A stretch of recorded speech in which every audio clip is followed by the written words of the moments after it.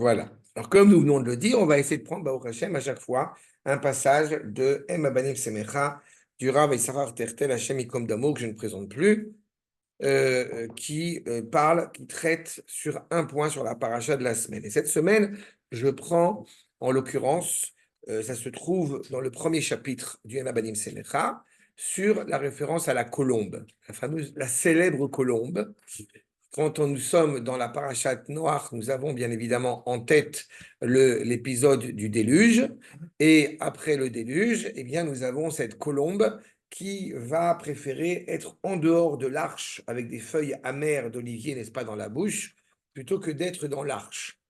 Et c'est très important et très intéressant de se rappeler de deux choses. D'abord, avant de rentrer dans l'explication du Rav Tertel, il faut toujours avoir en tête que la colombe, je rappelle à chaque fois, n'a jamais été le symbole de la paix. Nous ne sommes pas chrétiens, Baruch Hashem, et c'est une invention chrétienne. La colombe est d'abord et avant tout l'expression de l'indépendance, l'expression de la liberté. Cette colombe, elle préfère être en dehors de l'arche, quitte à avoir des feuilles d'olivier amères dans la bouche, plutôt que d'être dans l'arche avec toutes les victuailles, mais être en réalité bien dépendante de cette prison dorée, si je puis dire. C'est le premier postulat. Mais il est important aussi d'ajouter que ce n'est pas un hasard si justement nous parlons de Yona, nous parlons de la colombe. Va nous en rappeler le Rav Issachar, le Rav Tertel, Yona ou Siman le Israël. Ah, pardon, j'ai sauté une ligne. Je vous reprends. Ata Baba Hashem. Donc désormais, comprenons bien ce que nous disent les Midrashim quand justement Noach va envoyer, parce que dans le verset, va ishlach et Yona. Il va envoyer la colombe. Yona, nous dit le Midrash, ou Siman l'Israël. La colombe, eh bien, est l'image d'Israël. Pourquoi? D'abord parce que la colombe, elle est fidèle à, vous savez que la colombe féminine, elle est rattachée à un seul mâle toute sa vie. Deuxième point, la colombe revient toujours vers son nid. Elle sait où est son nid.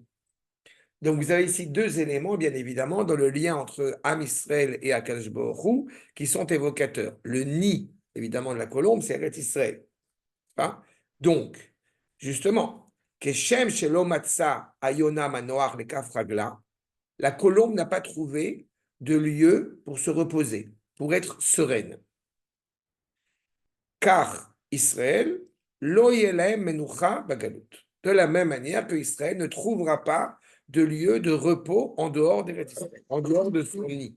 On peut s'interroger pourquoi est-ce que les Juifs aujourd'hui dans le monde, et en Europe, pas que, eh bien, souffrent de cet antisémitisme. C'est pas une nouveauté, hein, on connaît. Mais pourquoi on voit en ce moment justement cette réalité-là? Eh bien, justement, c'est parce qu'il serait impensable qu'un juif trouve repos et sérénité en dehors de sa terre. C'est pour cela que justement, il n'a pas trouvé où poser ses pieds. L'oye manoir, le kafragla. Elle ne trouvera pas de repos. Et pourtant, il y a des périodes dans l'histoire où on a eu plus de sérénité que d'autres. C'est vrai. C'est ce qu'on appelle en hébreu afouga. On a un moment de répit. Mais pourquoi est-ce qu'on ne peut pas trouver de lieu de sérénité, de repos, d'endroit où poser ses pieds en dehors de son nid, en dehors des Israël? Keshem Shayona, chez Shava et la Teva, comme la colombe qui revient vers l'arche, car Israël atidim la chouv l'arza. De la même manière que le peuple juif, dans le futur, est amené à retrouver sa terre, la chouv l'arza, de l'exil, minagalut, puisque je vous rappelle que la notion d'exil, d'abord et avant tout, c'est quand le peuple juif n'a pas d'autonomie politique indépendante sur sa terre. Mipne ol agoim. On revient sur sa terre de l'exil du joug des nations. Shenim shelou lamaim, qui ont été métaphorisés allégoriquement comparés à l'eau. L'exil, c'est l'eau, il n'y a pas de stabilité, face à avoir sa maison, son endroit où justement pleinement résider. Il cite le prophète Ishaïahu que je passe, mais en tous les cas, ainsi, le Midrash, Ba'agadat Noach, Arem et Forage Midrash. Que nous dit le Midrash? Shagalut titrakam le'arza. L'exil va les éloigner de leur terre, comme la colombe est éloignée de son nid. Mais pas une seule seconde, elle oublie où est son nid. Car Nishnu, Advarim Bamidrash Echa. Ainsi, Iyashva, le verset dans la Megillat Echa, dans le livre des Lamentations de Jérémie, Iyashva Bagoïm, Lo Matzah Manoach. On est assis parmi les nations, on ne trouve pas de repos, on ne trouve pas de sérénité. Rabbi Shimon ben Lakish va évoquer cette idée. Pourquoi est-ce que le peuple juif ne peut pas trouver de sérénité en dehors d'Eretz Israël? Parce que s'il avait trouvé une sérénité en dehors d'Eretz Israël, il ne reviendrait pas vers Eretz Israël, puisqu'il est bien là-bas, donc il n'a aucune raison de revenir. Mais ça s'adresse qu'aux Juifs, ça. Parce que tous les pays du monde ont leurs habitants, les gens sont partout dans le monde. On ne les traite pas comme on traite les Juifs en dehors d'Israël. Mais on parle Nous aux sommes Juifs. particuliers. Et oui, mais toujours particulier. Toujours. On n'est jamais Mais comme les d'abord, autres. on est particulier, et ensuite, en réalité, il y a, comme on avait souvent cité le natif de Vologine par rapport à cela, à savoir que justement, à la différence des nations qui peuvent trouver leur place en s'assimilant totalement aux nations, le peuple juif ne peut jamais trouver de sérénité en s'assimilant aux nations. Il est à un moment ou à un autre rattaché à sa condition de juif. Le natif de Vologine au 19e siècle, rappelez cet enseignement sur le verset, je vous le rappelle, Am levadadishkon bagoim lo itrashav, quand le Am Israël est isolé, à ce moment-là, il réside vraiment. Il a vraiment un sens. Mais quand il veut penser se mélanger aux nations pour pouvoir être, Afilu agoim, je cite le natif, Afilu agoim lo itrashvu bo. Même les nations vont dire, t'es pas un vrai juif, toi. Il y a un truc qui cloche. C'est-à-dire qu'on est ridiculisé par notre condition de juif qui veut se déjudaïser. D'accord? C'est exactement notre problématique là. Et donc, ici, laisse entendre le Rav, le Rav Shimon ben Lakish, sur le fait qu'effectivement, on ne peut pas trouver de repos, de sérénité en dehors d'Eretz Israël, sinon on ne reviendrait pas.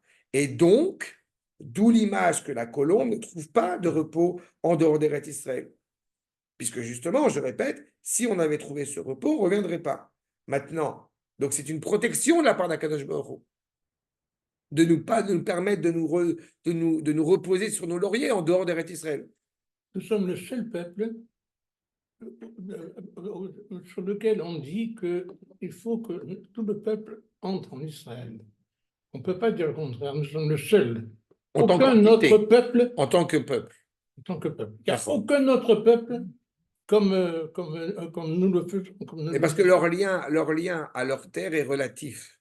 Tout lien de quelque peuplade que ce soit à leur terre, la civilisation, elle est relative. Alors que le lien du peuple juif à la terre d'Israël est absolu. N'est-ce pas? On en parlait tout à l'heure sur le fait qu'il est possible qu'on ait un répit du fait que les discussions qui vont être, semble-t-il, entamées et que désormais il n'y a plus de Hamas, il n'y a plus de Hezbollah, etc. Tout cela, c'est un répit. Oui. D'accord? Mais à Fouga, c'est un répit. D'accord? Parce qu'en réalité, on ne pourra absolument pas atteindre la sérénité et le salut et la sécurité. C'est pas pour ça qu'on agit, c'est pas pour la sécurité, mais on ne pourra pas atteindre la raison de notre existence si nous ne nous préoccupons pas à un moment donné de reconquérir du fleuve de l'Euphrate au fleuve du Sinaï, quel que soit le temps que ça va prendre. Donc ceux qui effectivement se disent, ça y est, la guerre est finie, c'est bon, le Liban contrôle son pays, l'armée libanaise contrôle son pays, il n'y a plus de Hezbollah, on est tranquille. Je vous le dis, d'accord, on ne sera pas tranquille. Ça prendra 10 ans, ça prendra 20 ans, ça prendra 40 ans, on ne sera pas tranquille. On ne sera tranquille que quand nous aurons récupéré notre terre. Et quand nous saurons pourquoi nous l'avons récupérée. Et quand je dis tranquille, c'est pas seulement pour le bien d'Israël, c'est pour le bien du monde entier. Et malheureusement, comme nous ne le saisissons pas encore totalement, donc nous sommes confrontés à cela. C'est pas grave, on est patient, on avance, on continue. On ne reste pas les bras croisés sur le banc de touche en espérant que ça va se passer. On est dedans. D'accord? Mais encore une fois, c'est cela. Parce que justement, la colombe ne peut pas trouver de sérénité.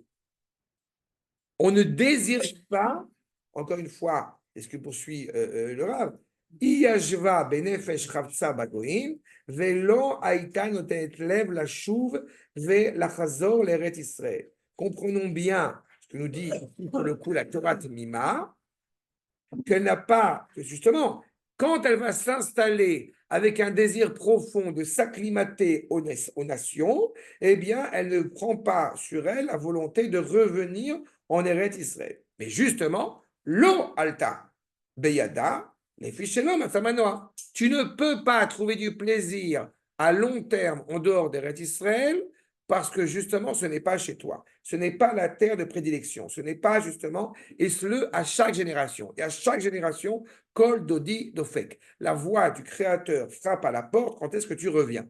Donc, ce pourquoi il y a des souffrances, justement, de la part de ces Juifs, malheureusement, on est tous attristés de voir ces souffrances, eh bien, ça n'a qu'un seul but, nous dit le Rav Tertet. Leorer otanu mishinat agalut. De nous réveiller de l'endormissement en dehors d'Eretz Israël. Vous voulez vous endormir? Eh bien, je ne vous permets pas de vous endormir. Oui, mais nous, on n'est plus en galop. Oui, mais encore une fois, tu as raison. D'abord, il y a deux choses. On l'a dit à chaque fois, il y a la Gola et la Galoute. Aujourd'hui, on n'est plus, bon, prochaine, ni en Gola, ce qui nous concerne ici, et de manière générale, nous ne sommes plus, quand je dis nous, tout le peuple juif, nous ne sommes plus dans un statut de Galoute, puisque nous avons une autonomie, une autorité politique en Eretz Israël. Mais il n'empêche qu'il y a une implication à ces myriades, malheureusement, de juifs qui sont encore en dehors d'Eretz Israël. Il y a une implication, pas seulement à leur niveau à eux, il y a une implication sur le peuple tout entier. On ne peut pas 2000 ans effacer. 2000 ans, j'en ai. Je pense que Qui sont en Autriche, en Norvège. Oui, mais je pense que 100 ans, quand même, c'est quand même suffisamment significatif de comprendre ce qui se passe. Tu sais, j'étais à Simchat Torah avec des amis à nous qui sont l'antithèse, si je puis dire, je dis ça un peu brutalement, mais ils sont l'antithèse de ce que je suis, de ce que nous sommes avec mon épouse. D'accord? C'est-à-dire qu'ils sont lituaniens, antisionistes, haredim, etc. Et on a passé Ah non, on a passé une super fête. On a passé une super fête, on a beaucoup de respect l'un pour l'autre, on a beaucoup dans la manière d'éduquer nos enfants, beaucoup de similitudes, et on sait pertinemment rigoler et taquiner, et avec beaucoup de recul et à beaucoup de ça. Mais il y a quand même une question que j'ai posée, c'est on ne peut pas ignorer ce qui se passe depuis près d'une centaine d'années dans le peuple juif, dans le bouleversement du peuple juif, et ces personnes m'ont répondu, c'est vrai, et eux-mêmes sont des gens très instruits et très intelligents en plus, et ils me disent, mais dans le monde Haredi, ils en sont conscients, mais ils essayent de se protéger.